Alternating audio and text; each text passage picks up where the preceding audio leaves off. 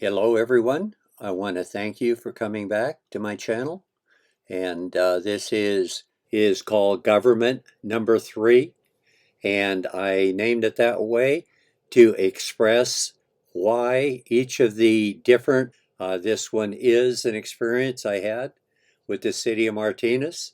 And that experience is that I was concerned after I started working with my wife as a paralegal and had some knowledge about the legal system. I realized what the City of Martinez Planning Department did was wrong, and I felt an obligation to fix what was wrong. Actions of the government that was separated into three distinct separate groups all failed in one of my own personal experience. In America, of many, many people getting what they want by cooperating with other individuals. And a lot of times we refer to that kind of thing, have a guarantor. A guarantor are people that have to be able to be smart enough to read the Constitution and determine ahead of time that belong to the Supreme Court of the United States of America 100% agree that this law does not infringe upon your constitutional rights. Now we have transgressed two of the three guarantees because we can't depend even that 9 of the most intelligent people in the world won't get it wrong. That's why the legislators have to be able to be elected to get rid of the law, even if the Supreme Court of the United States did not catch it. And now we leave it up to each individual citizen to go to Congress if he considers this law is infringing on his rights and do what he is dedicated to do, is getting that law overturned, and we can eliminate any and every law that infringes on the freedom of the United States of Americans. Now, with that being said, which means give you the basic concepts of what we have to have in place to prevent the freedoms from being taken away from any and each individual that calls himself a citizen of the United States of America. And in government, I can show you my personal experience where I can show all it is called is Mel Phillips, which was my official name, Melvin Dane Phillips, versus the city of Martinez. It will show overwhelmingly that our legislative branch, our executive branch, and our judicial branch of government, all three are not doing their job. As you scratch my back, I'll scratch yours, or quid pro quo. There's a lot of different expressions that people have, but in reality, all those do is exemplify that we aren't really a free community. We have a slave society in the United States of America because some individuals in this society have advantages that other individuals do not have. After several years of litigation, I found out that I fixed absolutely nothing. All I did was cause some people to lose their jobs. I caused some changes, but primarily nothing really changed in the system. But it made me realize that the system that we call is a free and just system is a system. Will talk about the failure of the three branches of government and what needs to be done to fix the system. The problem I had with the city of Martinez was a zoning issue. And what I did is I was able to research the issue because my job at the time was doing research for my wife in her law office. and I started researching what was going on in the planning departments. And I realized that the cities and counties were starting to extort things from contractors in order to do what they should have a right to do by law. But by being able to extort things out of them, the cities and counties were basically, in my opinion, forcing things to work the way they wanted and to be given things that they didn't want to have to pay for, but pretend that they were serving the community by taking things away from some individuals, the rights of some individuals, taking what they had away from them so others could enjoy it. In my situation, the one that they were using was called a scenic easement. What they would do is find out what the owner of the property wanted, and then they would basically withhold what he was entitled to until the owner of the property gave them some of the scenic easement that they wanted to have so they could pretend that they were serving the community. And all they were doing was stealing from one person to placate another group of individuals. And in return, all they're doing is getting more money for doing the job they should have done for the money they were already being paid.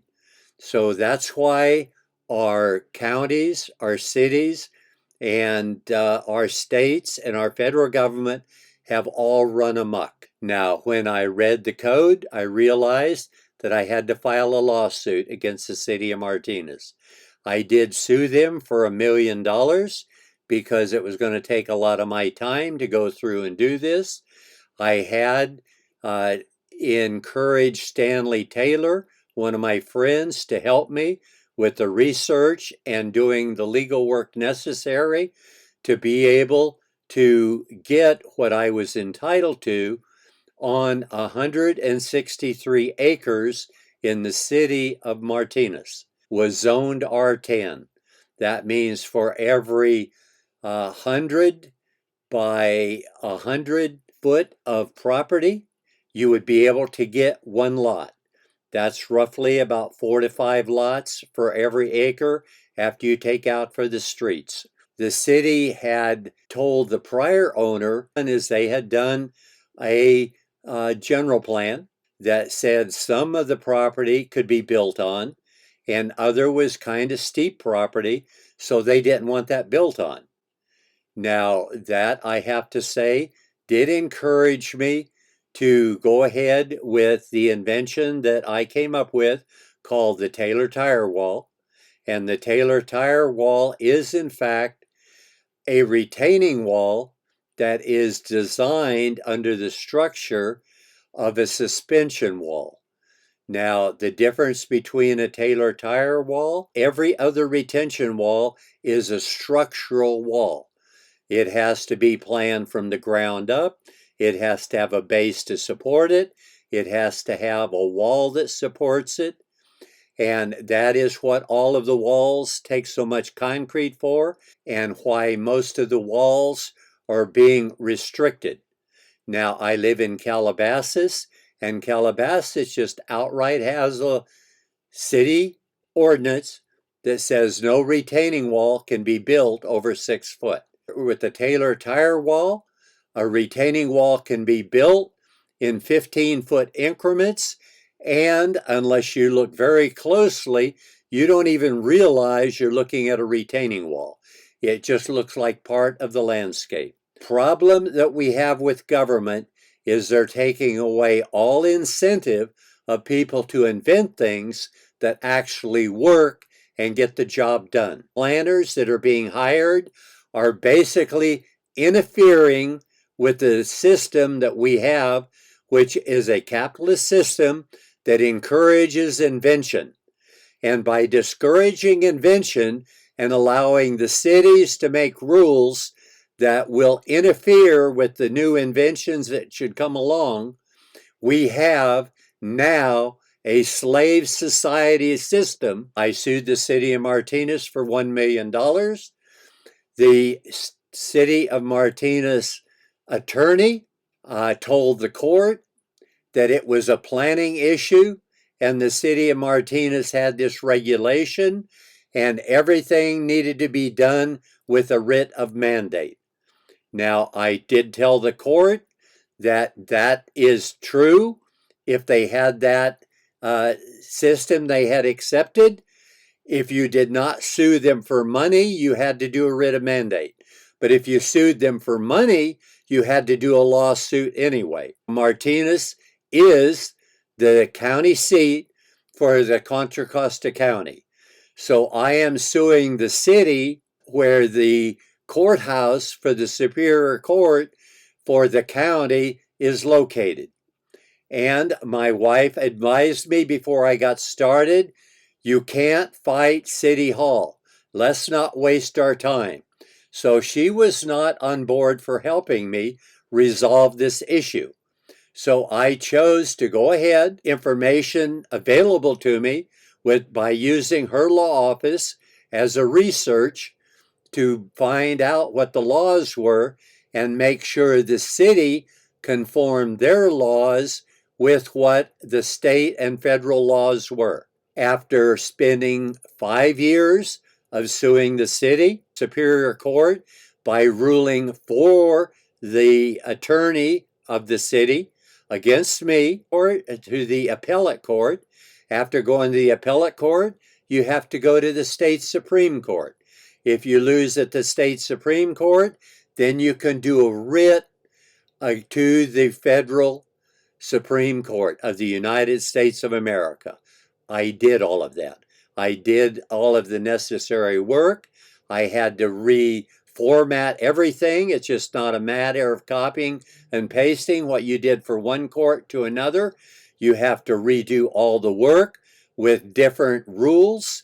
And all of these rules are designed and structured just so the judges can find.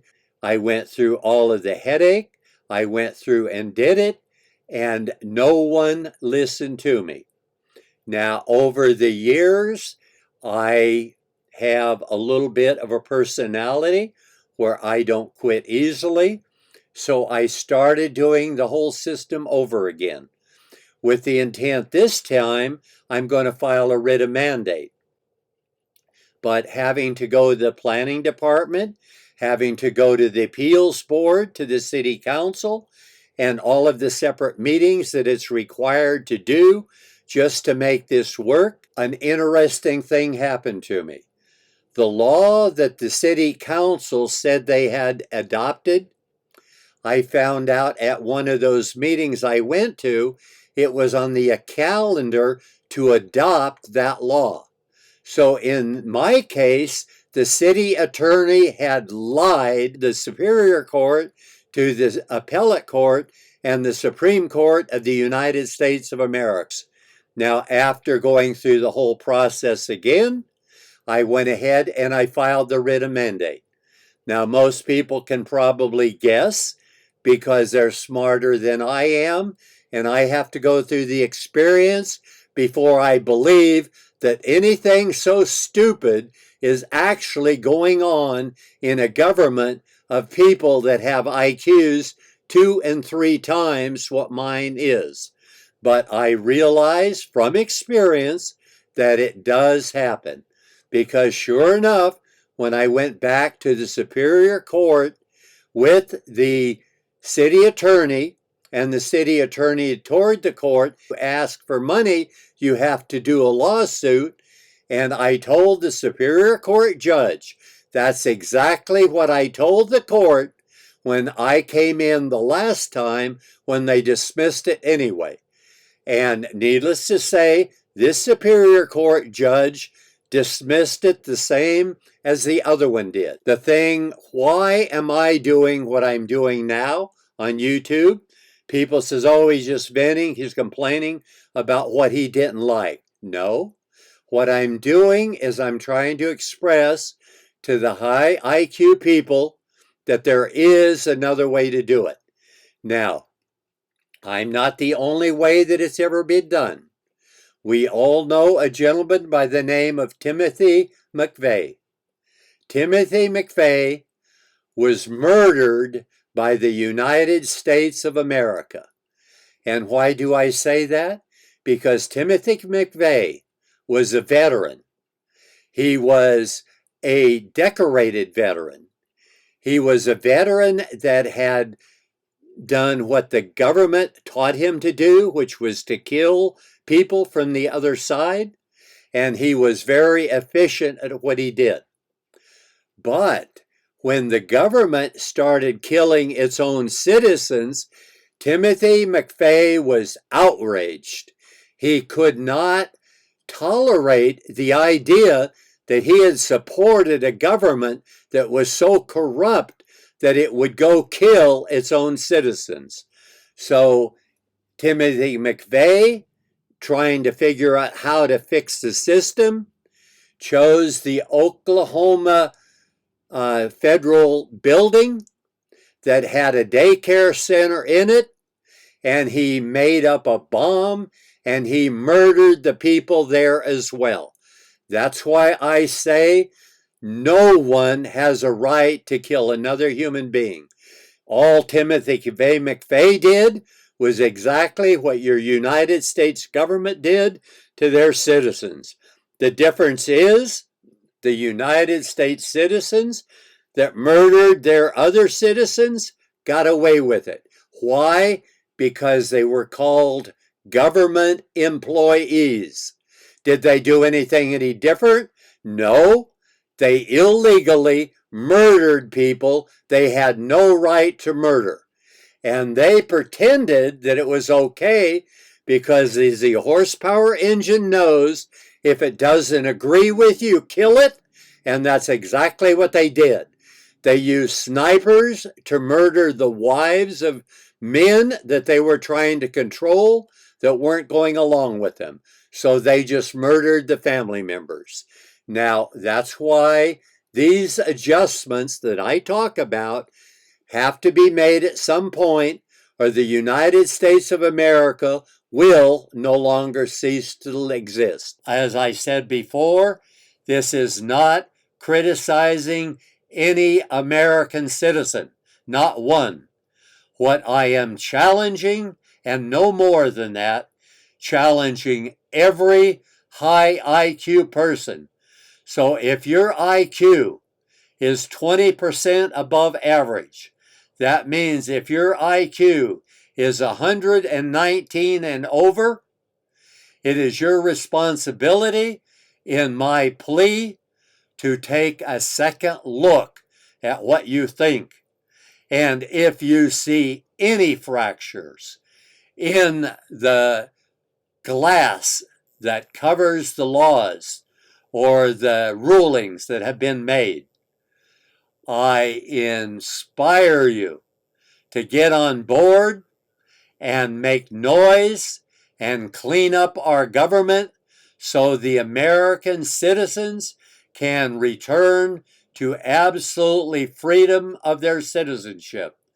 And I will know that that is moving in the right direction when you've already taken on the one that is over 200 years in tardiness in coming on board, and that is the freedom of women in America. Make them free. Do whatever is necessary to make women absolutely free with men. And when the religious community gives you problems, say, no, my friend, we are not interfering with you. You have the right to think and act any way you want to. All we're doing is making laws does not interfere 2/3 of what you believe. And one of those is making women free. That is a legal determination, not a religious determination. Women legally have the right to be free in the United States of America, where all citizens are free. So let's get that done. I'll know we're moving in the right direction. As they said, you can fool some of the people all of the time. You can fool all of the people some of the time. They say you cannot fool all of the people all of the time. That's why I'm making my videos. Being a Christian, if there is that afterlife that we talk about, when you get before God, you are going to be called, explain why you did, just like Timothy McVeigh is going to be called to explain why he did. Now, I have to thank the Lord because he has given me the opportunity to handle these situations that I know are not only absolutely wrong, necessity for American citizens to have freedom. No one human being, I don't care if he's called the President of the United States, has more authority than any other citizen. That has to be enforced by everyone. Thank you for listening. I appreciate it. If you agree with anything that I'm saying, that you will subscribe and you will come back to hear some of my future videos. For now, I thank you for coming and listening, and I thank you for participating. Thank you very much. I look forward to talking to you in the future. Goodbye for now.